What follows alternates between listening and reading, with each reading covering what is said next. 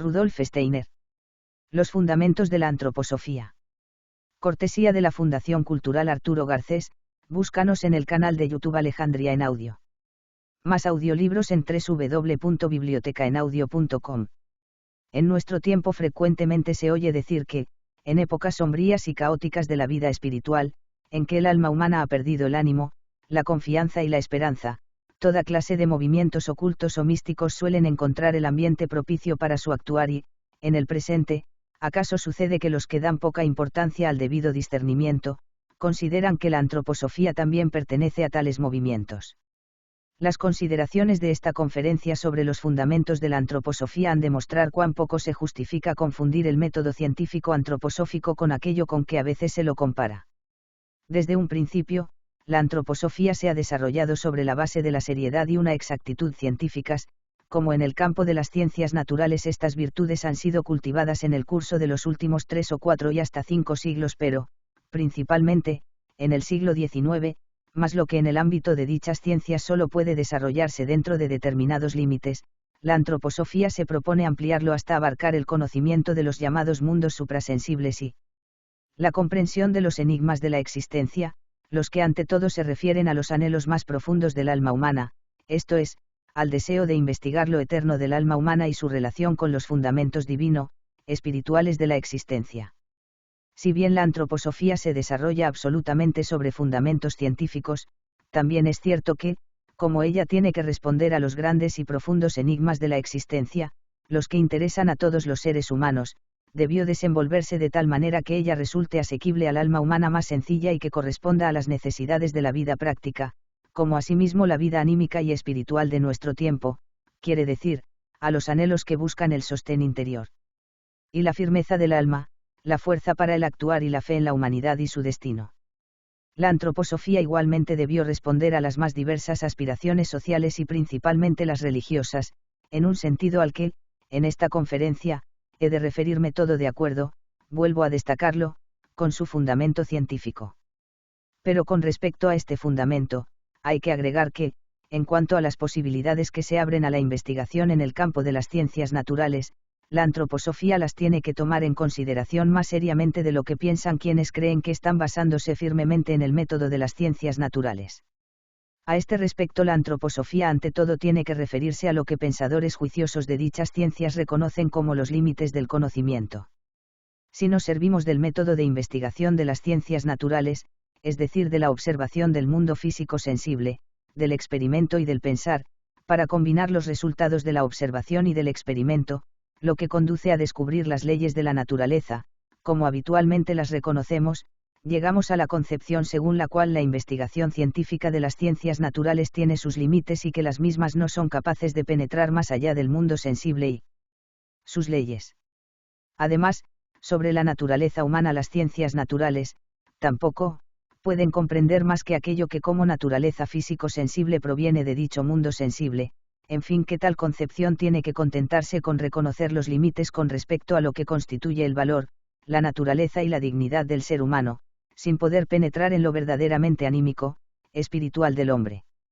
La antroposofía tiene que considerar con la debida exactitud justamente semejantes aspectos, si ella pretende que se la tome en serio, con toda claridad tiene que tomar en consideración que, meramente por arbitrariedad, no es posible, mediante el pensar desarrollado en las ciencias naturales, penetrar más allá del mundo de los sentidos, que no es posible alcanzarlo por arbitrariedad, debido a que el pensar mismo se ha educado y ha alcanzado su fuerza a través de la observación sensoria y que,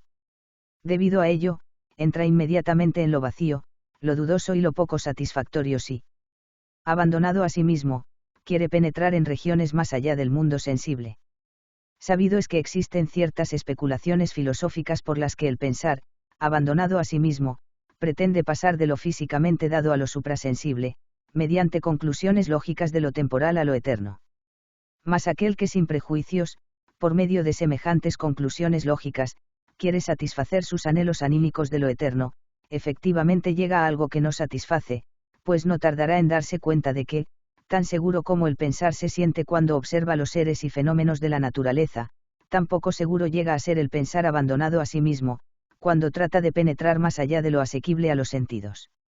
A raíz de ello existe la controversia de ciertos sistemas filosóficos. El uno, según su peculiaridad subjetiva, trasciende el límite del mundo sensible a su manera y establece un sistema, el otro, se basa en otro sistema, pero por este camino no se llega a ninguna concepción armónica, sino que se crea algo que no satisface de modo alguno.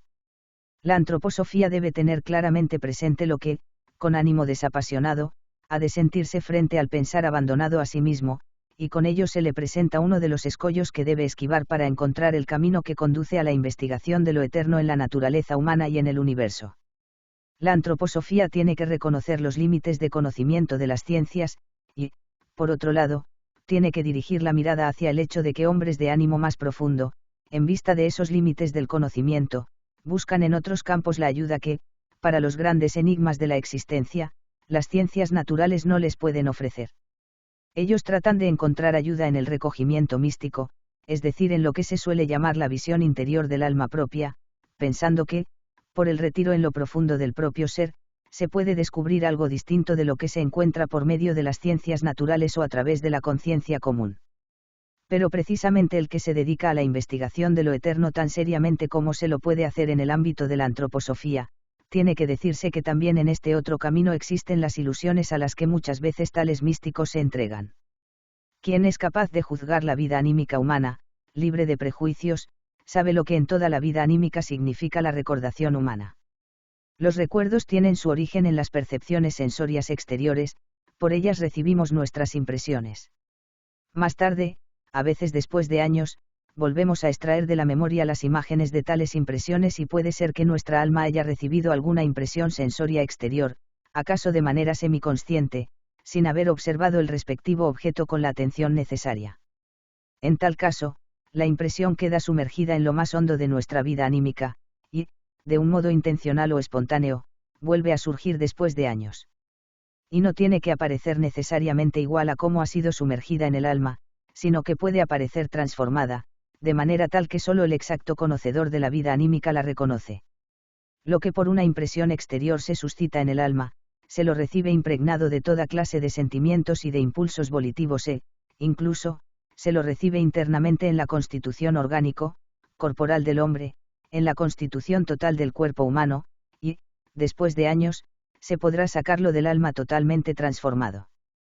Quien juzgue de un modo confuso aquello que no es otra cosa que una impresión sensoria transformada, metamorfoseada por el alma, y sacada de ella mediante el recogimiento místico, podrá entonces creer que se trata de la revelación de algo eterno que no proviene del mundo físico exterior. La antroposofía tiene que darse cuenta de que los místicos, que tratan de encontrar sus revelaciones de la referida manera, llegan a las más graves ilusiones y, por esta razón, ella tiene que reconocer que tal misticismo representa el segundo escollo, y que, además del escollo del límite de conocimiento de las ciencias naturales, tiene que esquivar el escollo de los límites de la propia vida anímica humana. Primero, he tenido que expresar lo que antecede, con el fin de hacer notar cuán concienzudamente la antroposofía examina las fuentes de errores posibles, pues, por lo que sigue, he de describirles los senderos por los cuales la antroposofía puede penetrar en los mundos espirituales suprasensibles, y con ello será necesario relatar aspectos paradójicos, todavía poco comunes en nuestro tiempo. Podría pensarse, y muchos lo creen, que la antroposofía tampoco es otra cosa que una tentativa más o menos fantasiosa de penetrar mediante el conocimiento en mundos con los cuales la ciencia seria no debería ocuparse.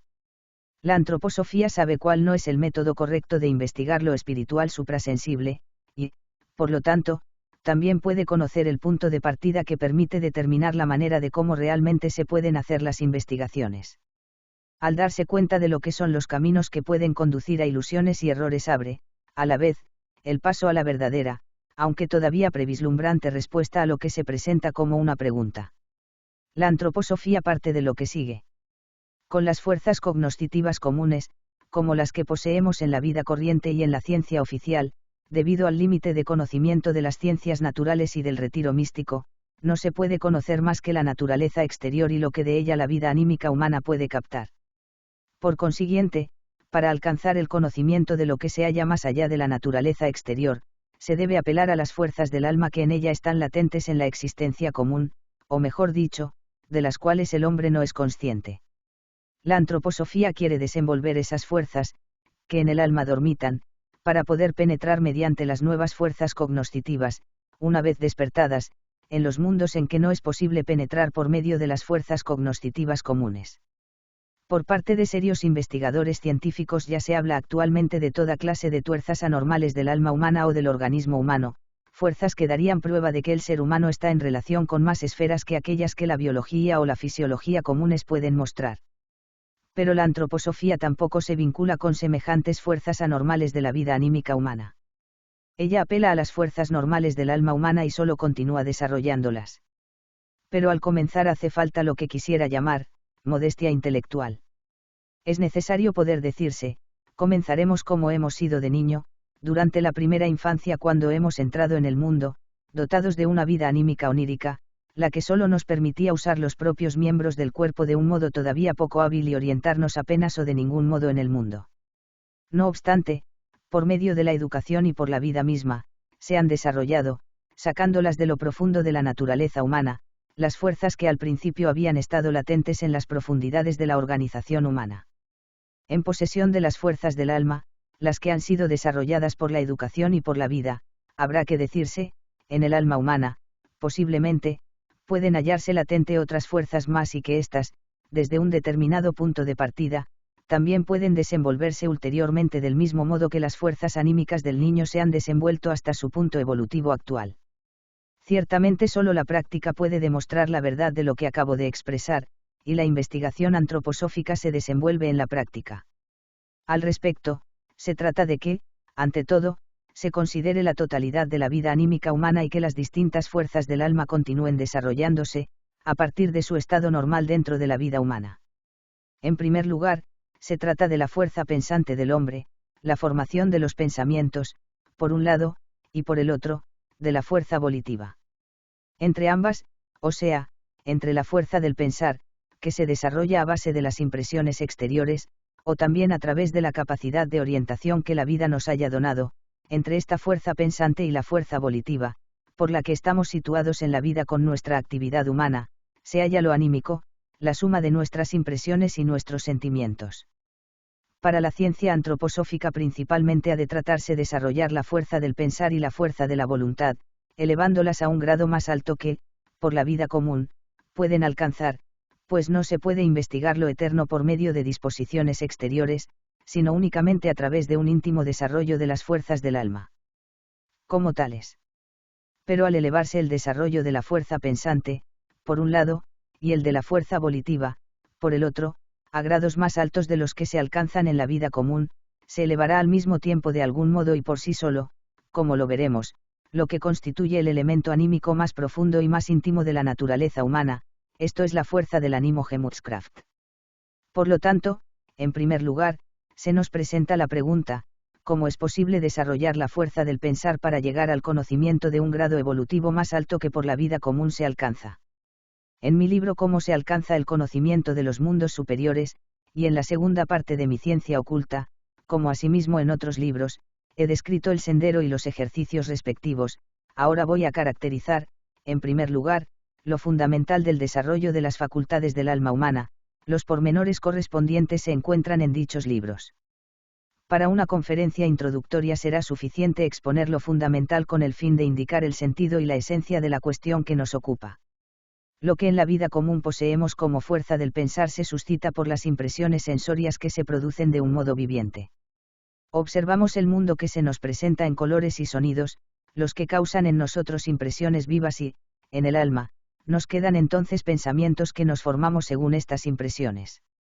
Con razón calificamos estos pensamientos como pálidos, pues sabemos que, en la vida común, los mismos tienen para el alma menos intensidad que las impresiones sensorias, y, también, sabemos que de los pensamientos comunes que se producen a causa de las impresiones sensorias, en cierto modo, nos ocupamos pasivamente en comparación con la intensidad con que, en el alma, experimentamos dichas impresiones.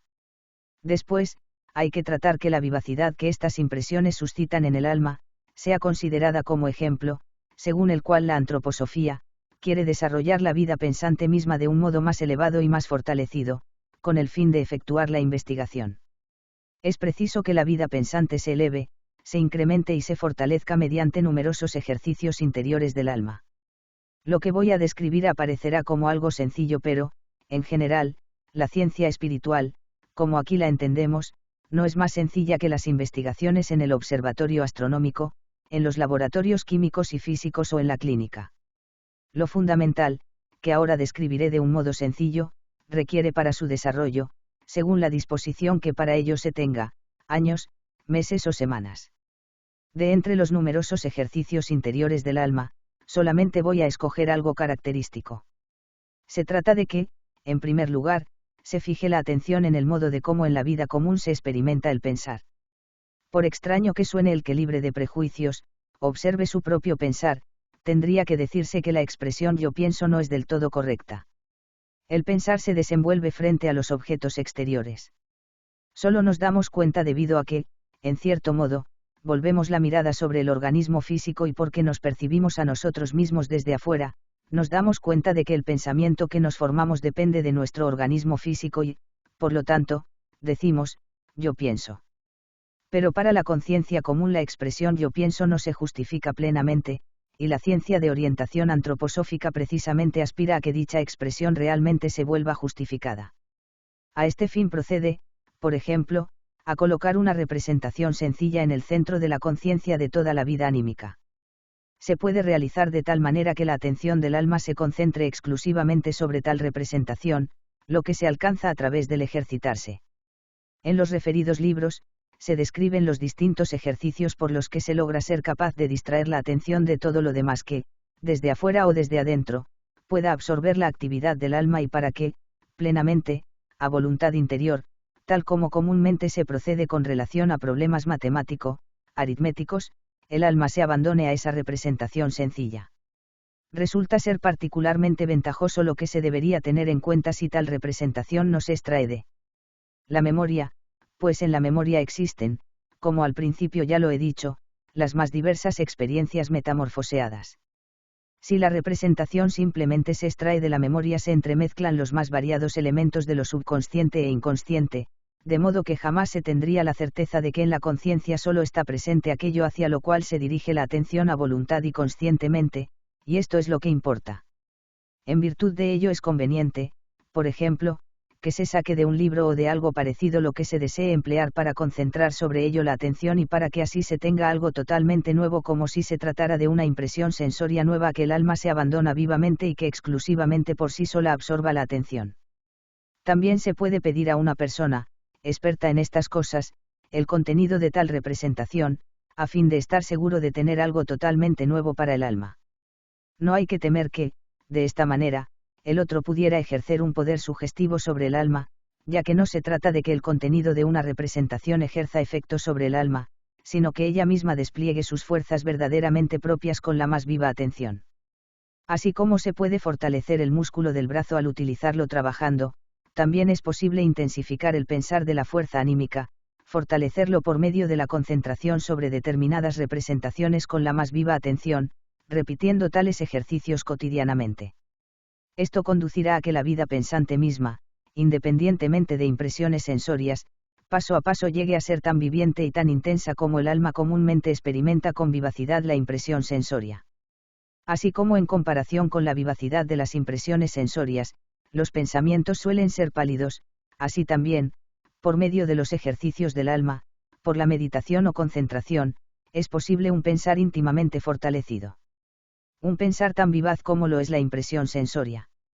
Lo expuesto ya les muestra que la ciencia de orientación antroposófica conduce a resultados contrarios a los que da el desenvolvimiento de ciertos estados anímicos humanos de índole patológica, enfermiza.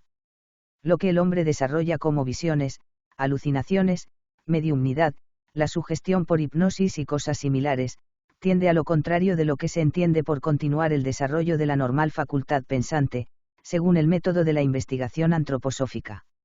Si el hombre emprende algo que le conduce a la alucinación, a la visión, haciéndole fácilmente sugestionable, sus fuerzas anímicas en cierto modo se apartan de las impresiones sensorias y fluyen en el organismo humano. Como alucinante, como visionario el hombre se torna dependiente de su organismo en mayor grado que con relación a las impresiones sensorias exteriores. Pero el ideal del sendero de conocimiento antroposófico, que se debe emprender, consiste precisamente en lo característico de lo que anímicamente se experimenta a causa de una impresión sensoria exterior. Por consiguiente, cuando el hombre ejercita la meditación y la concentración, deberá ante todo abandonarse, plenamente, a su voluntad y mediante la atención consciente, al contenido anímico que él mismo ha colocado en el centro de la conciencia. Por tal ejercicio se gana algo específicamente distinto de todos aquellos estados anímicos patológicos con que, únicamente por equivocación, el sendero antroposófico puede confundirse. Cuando el hombre se torna alucinante, visionario, cuando es víctima de la hipnosis, y cuando llega a ser susceptible de sugestiones, toda su personalidad se sumerge en la vida alucinatoria y visionaria, su conciencia común desaparece en lo que se experimenta en los estados alucinatorio y visionario. Ocurre lo contrario cuando la meditación y la concentración se efectúan de la manera que acabo de describir, ya que se desarrolla una especie de conciencia superior. Cuando el hombre, realmente, alcanza la facultad de un pensar intensificado, fortalecido, se desenvuelven fuerzas anímicas superiores, pero la conciencia común del hombre juicioso, como normalmente vive con relación al conocimiento y a sus deberes, subsiste plenamente al lado de la otra, en cierto sentido, segunda personalidad. El hombre que posee la facultad cognoscitiva común se halla entonces junto a la segunda personalidad de la facultad cognoscitiva superior, controlando y criticando adecuadamente. He aquí una diferencia fundamental que se debe destacar claramente cuando se habla del conocimiento antroposófico. Si de la manera indicada se fortalece el pensar por medio de la meditación y la concentración, una vez alcanzado un determinado punto del desarrollo respectivo, se podrá decir, ahora realmente soy yo mismo, en mi propio ser, el que piensa, ahora he vivido con mí yo más intensamente en el mundo de mis pensamientos. De la misma manera como por lo común experimento las impresiones sensorias exteriores, experimento ahora mi propio ser en el mero pensar.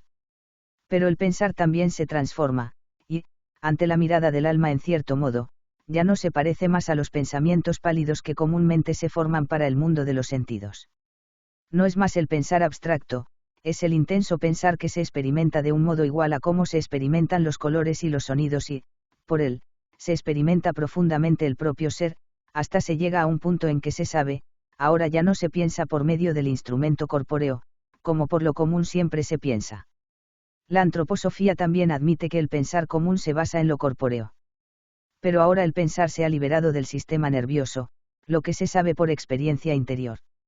Cuando tal instante ha llegado, se es consciente de que en verdad el alma misma vive en pensamientos, independientemente, pero en pensamientos que ya no son abstractos sino que son pensamientos en imágenes. En ese estado, por el que el alma se experimenta a sí misma interiormente, aparece ante el ojo del alma, en un determinado instante, en que el hombre alcanza la madurez respectiva, el primer resultado de la investigación antroposófica, el que consiste en que, ante el alma, se presenta, todo a un tiempo y como un gran cuadro, toda la vida transcurrida entre el nacimiento y el momento respectivo. Por lo común, el contenido de la vida terrenal nos es asequible mediante la recordación pero, por de pronto, como una corriente subconsciente o inconsciente en lo interno del alma. Intencional o espontáneamente, podemos, de vez en cuando, extraer de la corriente que se extiende hasta los primeros años de la niñez, algunos cuadros de memoria, pero lo que, en el alma, vive como una corriente de memoria más o menos inconsciente, no es aquello a que me refiero cuando hablo del cuadro de la vida, por el cual se nos presenta, todo a un tiempo, lo interior de nuestras experiencias en cuanto éstas representan el contenido de nuestra vida terrenal. En dicho cuadro de la vida no se trata de que tengamos ante nosotros acontecimientos separados entre sí, como los presenta la recordación, sino que tenemos ante nosotros lo que se puede reconocer como los impulsos a los cuales debemos nuestras facultades, es decir, aquello que por el actuar de nuestro interior nos da las fuerzas morales, pero que desde nuestro interior también dirige las fuerzas del crecimiento corno asimismo la nutrición. Tenemos ante nosotros lo que, en los citados libros, he llamado el cuerpo de fuerzas formativas o si nos servimos de nombres antiguos que a este respecto siempre existieron, el cuerpo etéreo o cuerpo vital del ser humano. Se trata, en segundo lugar, de una organización suprasensible. No es posible percibirla por conducto de las ciencias naturales comunes, ni tampoco por medio del pensar meramente lógico, sino que es preciso haber desarrollado lo que he caracterizado como el pensar fortalecido y que, en los referidos libros, he llamado el conocimiento imaginativo, pero no porque se tratase de imaginaciones ilusorias, sino porque tal pensar vive en el alma a modo de imágenes y porque este mismo pensar es conocimiento. Así que juntamente con el cuerpo físico exterior, delimitado en el espacio, se experimenta aquello que quisiera llamar un cuerpo, tiempo, un cuerpo que está en movimiento, al que ahora se puede percibir por el ojo del alma, cual un enorme cuadro de la vida, todo a un tiempo y que contiene, hasta donde alcanzamos percibir la vida terrenal, todo lo que interiormente nos ha constituido. Prácticamente, no es posible dibujar dicho cuerpo de fuerzas formativas. Si se lo quiere hacer, es necesario ser consciente de que se debe proceder como para pintar el relámpago, en cuyo caso solo se puede expresar un instante. Lo que del cuerpo etéreo fuese posible dibujar o pintar, sería algo así como un instante de la incesante movilidad de un rayo. Así se ha alcanzado el conocimiento de que, en su interior, el ser humano no solamente posee los resultados de las fuerzas corporales, químicas y físicas, sino que, por la visión, se ha llegado al conocimiento de que el hombre lleva en su interior algo que tiene el carácter de los pensamientos y que es asequible por medio de los pensamientos concentrados y fortalecidos. He aquí el primer resultado antroposófico, el hecho de conocer por la visión este primer miembro suprasensible de la naturaleza humana, esto es, el cuerpo de fuerzas formativas, el cuerpo etéreo.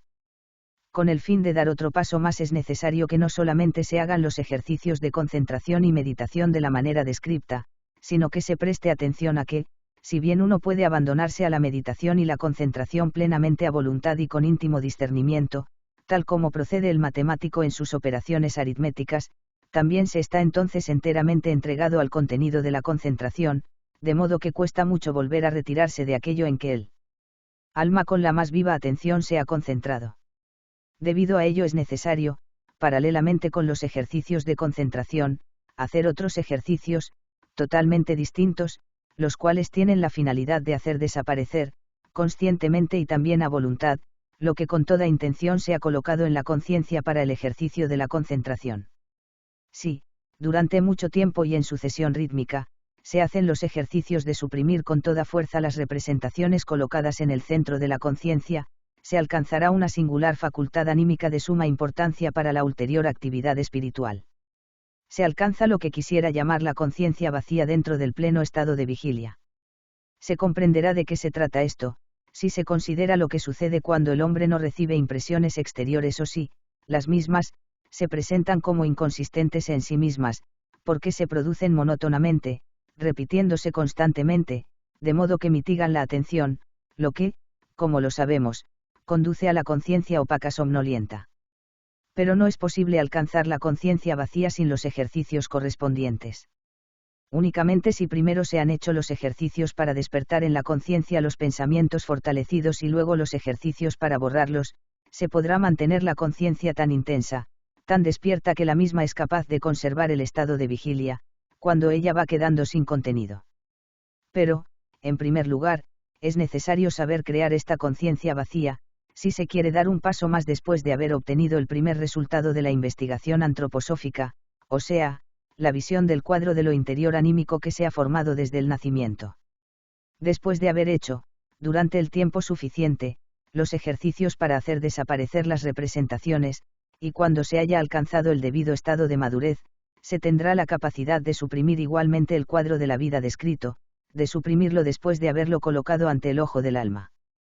Cuando se logre borrar este cuadro de vida, esto es, todo nuestro ser humano interior, como éste se expresa en nuestro cuerpo como algo de incesante movilidad, repito, cuando se logre suprimir este ser humano interior, este hombre terrenal etéreo, este cuerpo de fuerzas formativas y no se llena la conciencia con impresiones exteriores, sino que se la deja vacía, se producirá el segundo grado de conocimiento superior.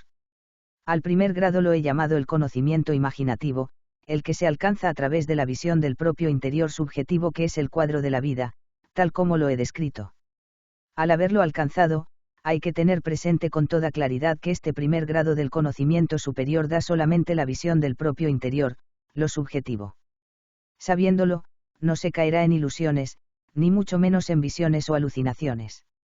El investigador espiritual, en sentido antroposófico, juzga, por cierto, cada paso de su camino científico con absoluta claridad.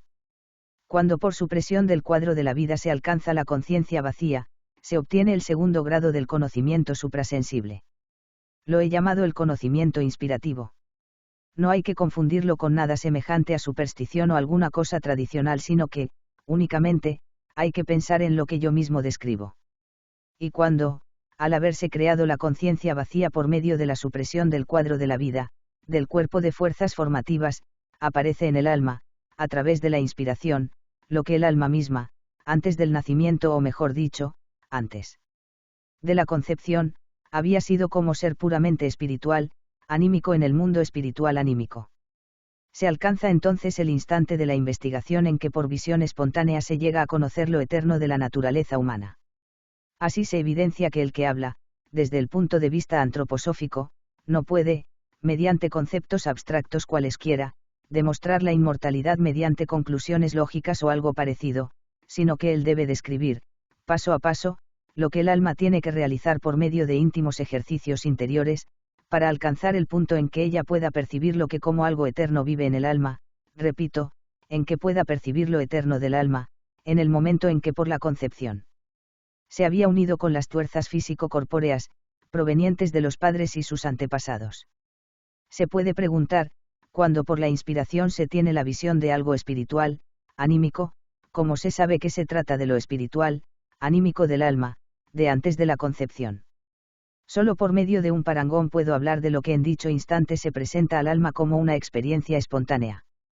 Quien tenga el recuerdo de alguna experiencia terrenal, tendrá en tal caso una imagen de lo vivido 10 años atrás, y, según el contenido de la imagen, se daría cuenta de que, en el alma, no tiene el recuerdo de algo acontecido en la actualidad, sino que el contenido de la imagen le hace ver que se trata de algo acontecido 10 años atrás. En cambio, el contenido de lo que se experimenta por la conciencia inspirada se manifiesta como algo muy distinto de lo que existe en el mundo físico, sensible, cuando el alma vive en el cuerpo. Se tiene la experiencia del tiempo, al igual que el recuerdo de lo vivido en la tierra, y la impresión misma indica que la visión se refiere a la vida prenatal, a lo que el alma había experimentado en el mundo puramente espiritual, anímico, antes de haber entrado en el seno materno, en lo físico, sensible que, a ella, envuelve durante la vida terrenal. Después de haber alcanzado el grado del conocimiento inspirativo, con que se da la posibilidad de buscar el problema de la inmortalidad, hacia un lado, es decir, hacia el lado prenatal, se podrá ahora, mediante otros ejercicios cognoscitivos, tomar en consideración el otro aspecto del problema de la inmortalidad, y esto solo se puede hacer por medio de ejercicios de voluntad. Los pormenores respectivos también se encuentran en los dos libros antes mencionados, pero aquí voy a indicar lo fundamental. La voluntad humana no piensa, no se parece al pensar común. Esto último surge interiormente, estimulado por impresiones exteriores, mientras que la voluntad se origina en lo interno del organismo mismo, pero en la vida común solo experimentamos la voluntad de una manera particular. Tomemos, por ejemplo, la decisión o el impulso volitivo más sencillo, el movimiento de una mano, el que se efectúa obedeciendo a un impulso volitivo, y preguntémonos, ¿qué es lo que de tal impulso volitivo tenemos en la conciencia? Comúnmente, no reflexionamos sobre este hecho, pero para la investigación bien ordenada es necesario basarse en un punto de partida seguro. Lo que ante todo tenemos es el pensamiento, queremos levantar o mover el brazo, la mano. Pero, por la conciencia común, no sabemos nada acerca de cómo tal pensamiento entra en la organización física, cómo estimula los músculos, cómo fluye sobre los huesos, en fin, cómo dentro de la organización física se desenvuelve lo que es la voluntad. Solo por una nueva impresión exterior, sobre la que podemos formarnos un pensamiento, percibirnos el brazo levantado o la mano levantada. Si realmente buscarnos el íntimo conocimiento del alma, hemos de decir que lo que ocurre entre el pensamiento primitivo, con que intentamos el movimiento del brazo o de la mano, y la última impresión, se subtrae a la conciencia del mismo modo a cómo, desde el dormirse hasta el despertarse, la vida anímica se subtrae a la conciencia, con excepción de los ensueños caóticos que surgen del sueño profundo. Se puede decir que solamente en cuanto a la vida del pensar y del representarse, el hombre está plenamente despierto, mientras que el elemento volitivo encierra en sí mismo un estado de sueño, incluso en el estado de vigilia, y por paradójico que suene hay que afirmar, entre el pensamiento, que conduce a un impulso volitivo, y el haber ejecutado la acción correspondiente existe una transición comparable con lo que sucede entre el dormirse y el despertarse. El pensamiento se sumerge inconscientemente en el ámbito volitivo desconocido y vuelve a despertarse cuando observarnos la acción ejecutada. Cuanto más se penetre en lo enigmático del desenvolvimiento de la voluntad, solo puedo expresarlo de un modo alusivo, tanto más se llega a ver que entre el pensamiento del propósito y aquel que se refiere a la observación de la ejecución realizada, efectivamente, existe en el hombre una especie de sueño profundo dentro del estado de vigilia. A este respecto se produce un notable cambio por medio de determinados ejercicios, a través de esfuerzos de voluntad. De entre los numerosos ejercicios volitivos, indicados en mis libros, voy a describir algunos. Por ejemplo, se pueden hacer ejercicios de voluntad precisamente por ejercicios basados en el pensar. La vida anímica se caracteriza por el hecho de que, cuando se trata de describir algo anímico, las facultades que por medio del pensar abstracto tenemos que distinguir el pensar, el sentir y el querer en realidad no están abstractamente separadas entre sí, sino que las mismas se entrelazan recíprocamente. La voluntad se entrelaza con el pensar cuando asociamos entre sí pensamientos y volvemos a separarlos. Uno de los ejercicios de voluntad consiste en que, aquello que, según el curso de los sucesos exteriores se acostumbra a pensar en dirección hacia adelante, se piensa, arbitrariamente, hacia atrás. Así, por ejemplo, se piensa una poesía dramática del quinto al primer acto, hacia atrás, es decir, empezando con las últimas escenas de quinto acto, hacia atrás hasta las primeras escenas del primer acto, o también se piensa, interiormente, una poesía o una melodía desde el fin hacia el principio. Un ejercicio particularmente útil consiste en que a la hora de acostarse se haga pasar ante el alma lo principal de lo experimentado en el día, pero empezando con lo último y pensándolo todo hacia atrás hasta lo acontecido a la mañana. Hay que hacerlo particularizando las distintas cosas hasta tal punto que el subir una escalera se piense como un bajar, desde el último escalón hasta el primero de abajo. Y cuanto más se formen las representaciones de esta manera, es decir, de un modo desacostumbrado, no ajustado a los hechos, tanto más la voluntad, habituada a obedecer pasivamente a los hechos exteriores, se desliga de estos e inclusive de la corporalidad física. Después de haber efectuado tales ejercicios, se puede buscar sostén interior, mediante otros ejercicios a los que quisiera llamar ejercicios de observación y educación de sí mismo, con seriedad. Hay que alcanzar la capacidad de juzgar las acciones e impulsos volitivos propios, con la misma objetividad con que se juzgan las acciones e impulsos volitivos de otra persona. En cierto modo hay que llegar a poder observar objetivamente las propias decisiones volitivas y las propias acciones, e incluso hay que alcanzar algo más. Contemplando la vida propia, sabemos que en el curso de los años hemos cambiado mucho nuestro ser. Cada cual sabe que, con respecto a su disposición de ánimo y el estado de su alma, había sido otro hombre 10 años atrás, pero los cambios ocurridos en el curso de los años se deben a la vida misma, a la realidad exterior. Es preciso observarlo todo desapasionadamente para darse cuenta de que el hombre se abandona de un modo pasivo a la realidad exterior. Pero él puede, con el fin de encontrar el camino a los mundos superiores, ejercitar activamente la autoeducación. En cierto modo puede orientar la educación de sí mismo, proponiéndose, voy a deshacerme de este hábito, y con tal fin emplea todas sus fuerzas para deshacerse de un hábito, o bien, para desarrollar otra cualidad. Si a través de la autoeducación se logra realizar lo que generalmente solo nos lo da la vida, se llegará paso a paso a lo que se puede llamar, desligar la voluntad de la corporalidad física. Y, entonces, tiene lugar algo que igualmente solo puede caracterizar paradójicamente.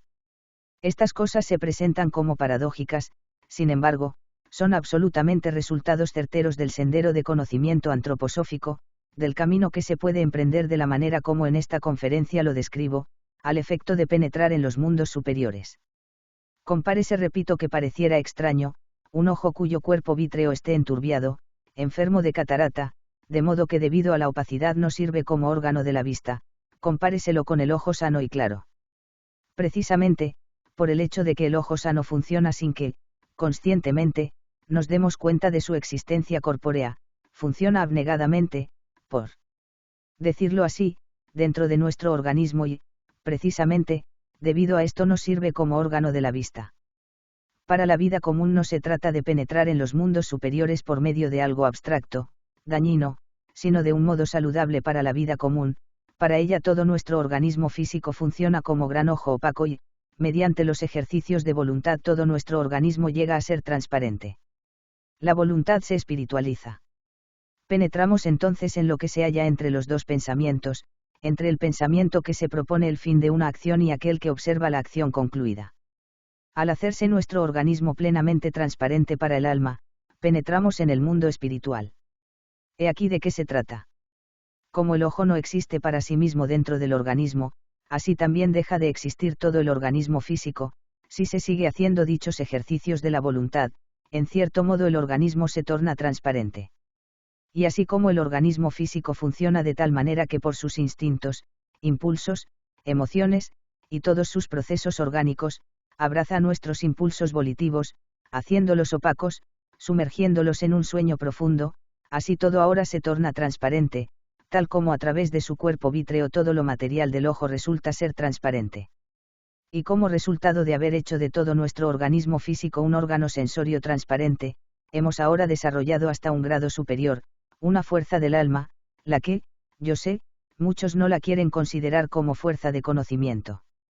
Ciertamente, tal como ella aparece en la vida común, no se la debe considerar como fuerza del conocimiento, pero como se la desarrolla a un grado más elevado, se convierte en fuerza de conocimiento.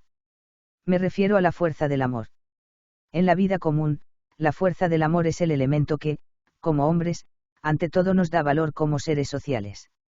El amor es la fuerza más grande y más bella de la vida cotidiana, en lo individual y como amor social. Si lo desarrollamos a un grado más elevado, como esto se puede hacer por medio de los citados ejercicios de la voluntad y si, de la manera descripta, estos ejercicios conducen a que nuestro organismo se haga transparente, el amor se desarrolla a un grado más alto. Así, desarrollamos la fuerza para dar el paso a lo espiritual objetivo y, así, se alcanza el tercer grado cognoscitivo, que es el grado de la verdadera intuición, al que he llamado el conocimiento intuitivo. La palabra intuición se usa también en la vida común, volveré a referirme a ella, pero aquí uso el término conocimiento intuitivo no como en la vida común sino en la forma como acabo de explicarlo. Se trata de un estado cognoscitivo en que el hombre se sitúa en lo espiritual, después de haber hecho su cuerpo transparente, convirtiéndolo en órgano sensorio. Y con este conocimiento se produce otra cosa más en la conciencia del alma. Ahora somos conscientes de que con la voluntad, así liberada, el hombre puede vivir independientemente de la corporalidad.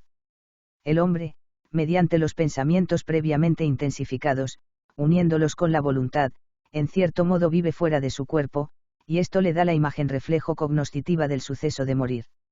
Lo que con la muerte sucede, el hecho de que lo espiritual anímico se desliga del cuerpo físico y que continúa viviendo en una existencia propia en el mundo espiritual anímico, después de haber pasado el hombre por el portal de la muerte, esto se percibe como una imagen reflejo cognoscitiva por medio del conocimiento intuitivo, al haber convertido, primeramente, en órgano sensorio todo nuestro organismo, por medio de ejercicios de voluntad. De la manera descrita, la inmortalidad reúne en sí la vida prenatal y la inmortalidad propiamente dicha, esto es, el hecho de que con la muerte física el alma no puede desaparecer. Lo eterno del alma humana se compone de la vida prenatal y de la inmortalidad. Se lo puede percibir por medio de la verdadera investigación antroposófica. Con ello, ante todo, se señala que el hombre aprende a conocer, por la visión, su propio ser eterno. Pero cuando de tal manera el hombre aprende a conocer su propio ser anímico espiritual, igualmente, se aprende a conocer el mundo circundante espiritual anímico. Por el conocimiento inspirativo y el intuitivo llega a conocer el mundo espiritual anímico, en que el alma vive antes de la concepción y después de la muerte, un mundo de verdaderas entidades espirituales. Así como ante nosotros se extiende el mundo sensible, al que percibimos por medio de los sentidos como el mundo en que viven los seres sensibles, así también ante el alma, que es consciente de su propia existencia espiritual anímica, se extiende el mundo espiritual anímico, del que hemos salido al producirse la concepción y el nacimiento y en el que volvemos a entrar a través del portal de muerte. Y así como de nosotros se desprende la propia corporalidad, también cesa lo que en sentido físico corpóreo nos había unido con otros hombres y, en cuanto a nuestro ser espiritual anímico, volvemos a encontrarnos con ellos. La inmortalidad, la morada en el mundo espiritual, se muestra efectivamente como resultado cognoscitivo.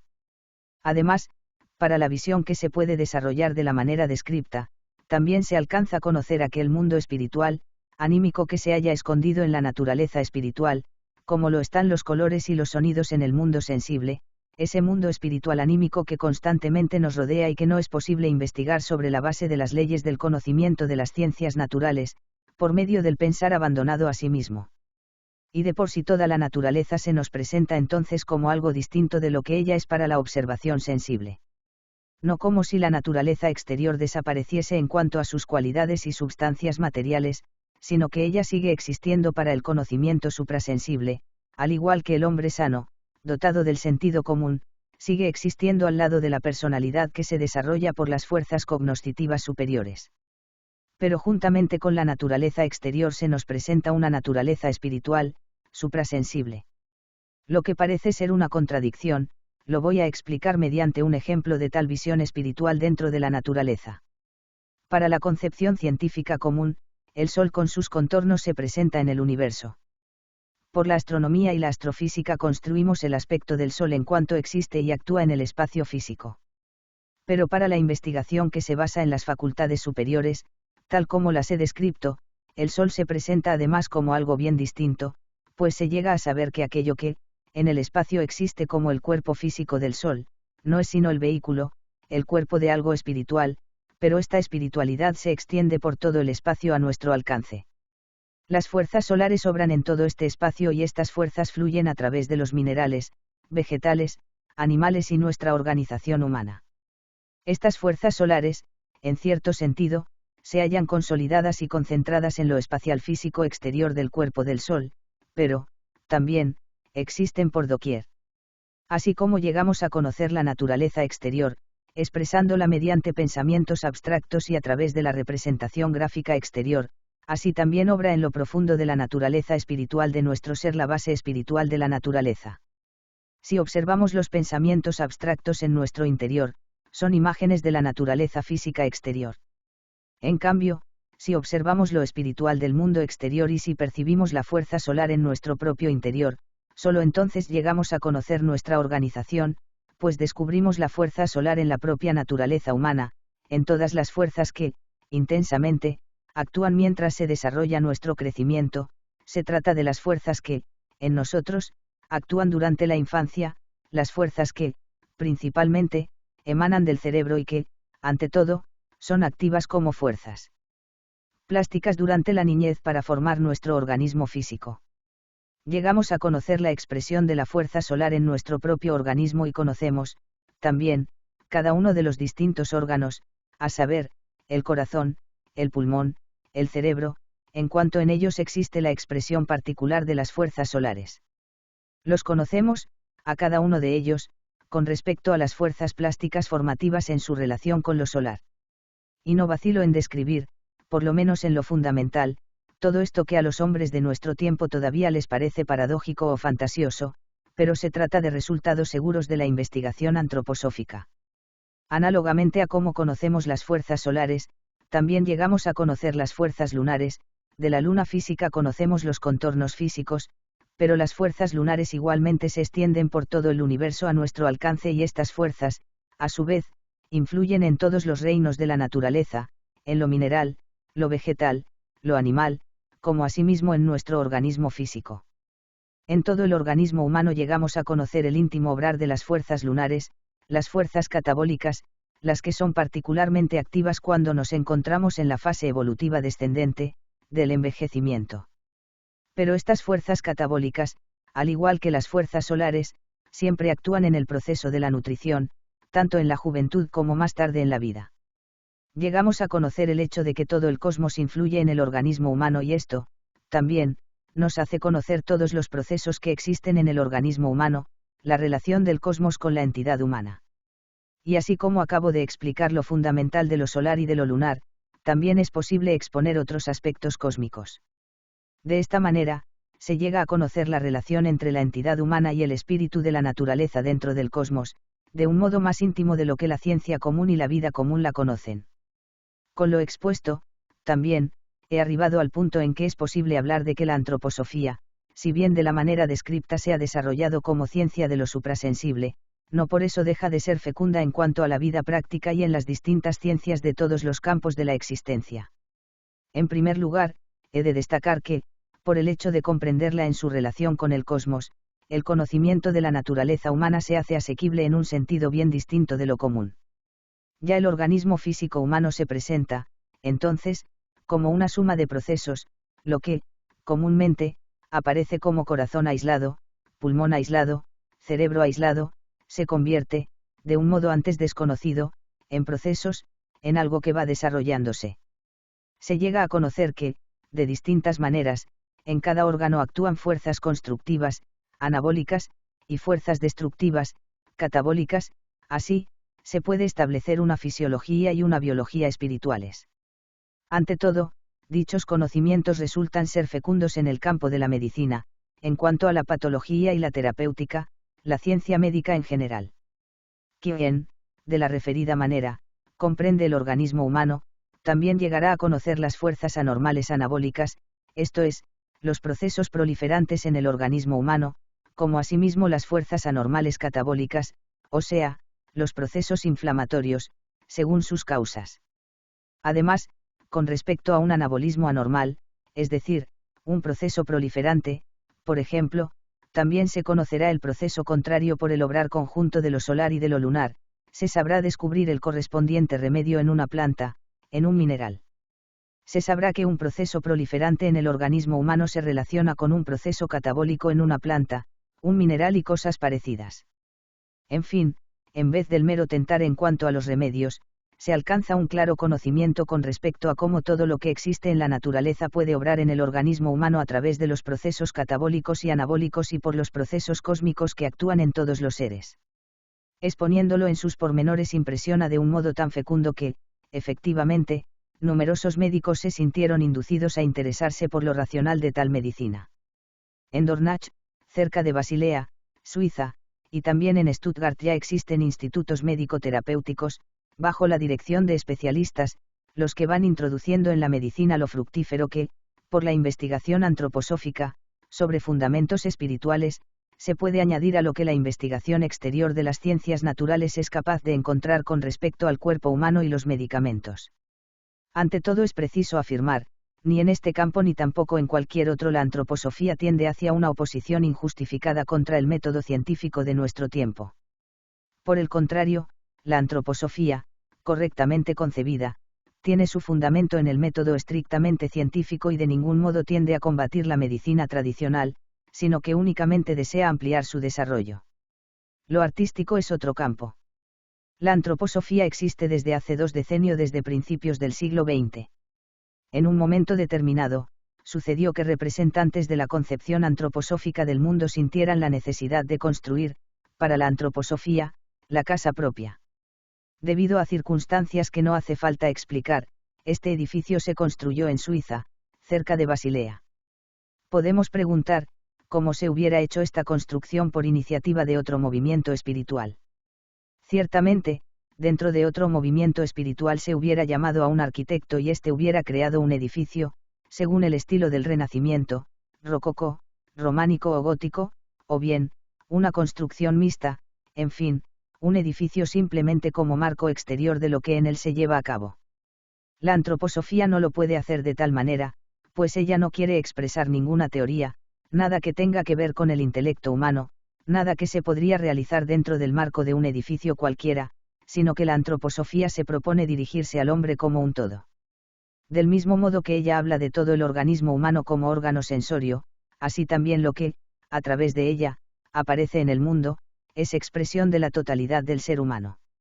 No es imaginable que la cáscara de la nuez estuviese formada según otras leyes que las que forman la carne de la nuez. Algo parecido ocurre cuando la antroposofía se propone construir un edificio, pintar, hacer esculturas. Para crear el marco respectivo, se requiere que, en cierto modo, todo lo artístico emane de las mismas leyes en que se basan las ideas que, por la visión del mundo espiritual, se pronuncian desde el estrado. En virtud de ello, no se ha elegido un estilo arquitectónico común, ya existente, sino que se ha creado un estilo nuevo. Por imperfecto que se presente, se ha hecho algo nuevo. Se ha aspirado a algo que se puede caracterizar como sigue: en el edificio, construido en Dornach, la formación de cada pared, de cada columna, de cada escultura y pintura, debió ser la manifestación de lo mismo que las ideas que, desde el estrado, se expresan como antroposofía y que, por la visión, se traen de los mundos superiores. La palabra que se pronuncia no es sino una forma por la que se expresa lo que, artísticamente, va formando el ambiente, todo está vertido en formas artísticas.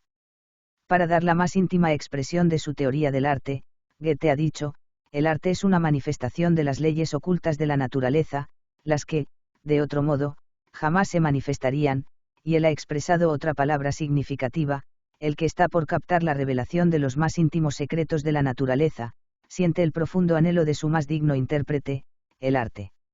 Este anhelo se siente más intensamente cuando, por la visión suprasensible, se revela en el alma el espíritu que obra en la naturaleza, lo que así se obtiene no son alegorías abstractas, antes bien, verdadera formación espiritual y, con ella, surge la sensibilidad con respecto al material para trasladar las formas espirituales a los distintos materiales como algo verdaderamente artístico.